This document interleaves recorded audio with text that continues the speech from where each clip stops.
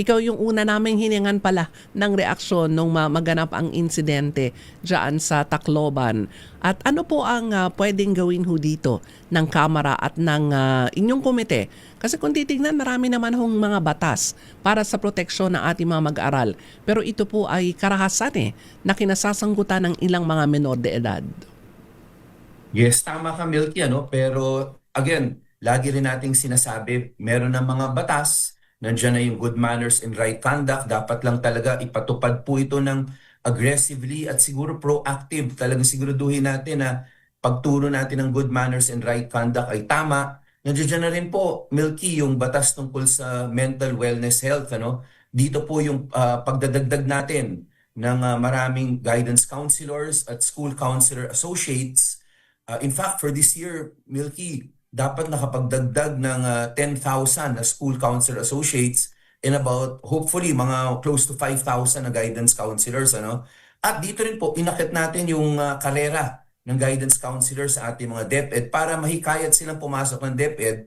Ang alam ko, ang understanding ko dito, bagamat may batas na tayo, 2024 pa po yung pumasa yung batas, ay hinihintay lang po ng Department of Education yung civil service at yung DBM para mabigyan na sila ng items. Pag nakuha na nila yung items, pwede na sila mag-umpisa. Kasi importante po talaga na merong handa na nagbibigay ng gabay sa ating mga estudyante, teaching ng teaching. Kasi kailangan meron talagang pagka medyo yung isang mag-aaral o isang teaching ng teaching ay medyo meron mga naiisip o nararamdaman, dapat alam nilang merong eksperto dun sa lugar nila, sa school nila, o kaya dun sa school division office na pwede nilang malapitan. O kaya, pag yung teacher may nakita na parang kakaiba na aksyon ng kanilang mga estudyante, ay merong marereferan ka agad para mabigyan ng tamang gabay.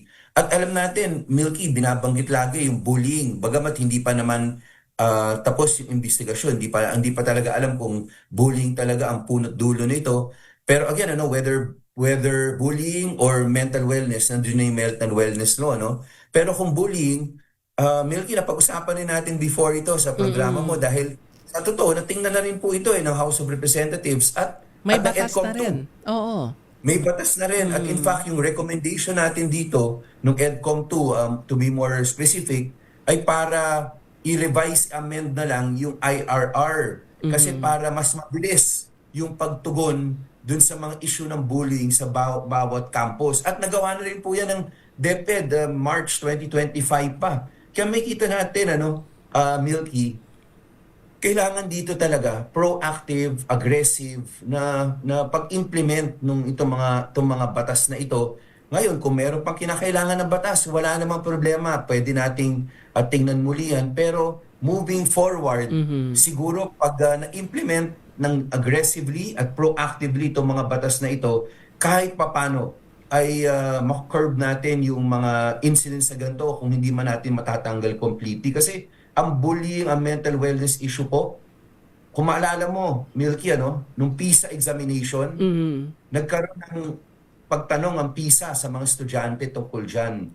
At dito lumabas na base sa survey, ang ramdam ng mga Filipino learners na kumuha ng PISA ay nabubully sila. Medyo malaki yung porsyento na nagsabi na pakiramdam nila nabubully sila. Kaya naman natin na-revise itong mga batas na ito. Kaya natin tiningnan muli yung mga batas. Kasi moving forward, gusto natin talagang masagot ito. Pero Milky, tinatanong kasi ako ng iba, ibig sabihin ba, ang may kulang dito ay kami na nasa gobyerno. Of course po, tayo naman sa gobyerno, Milky, kailangan talaga proactive tayo sa pag-implement.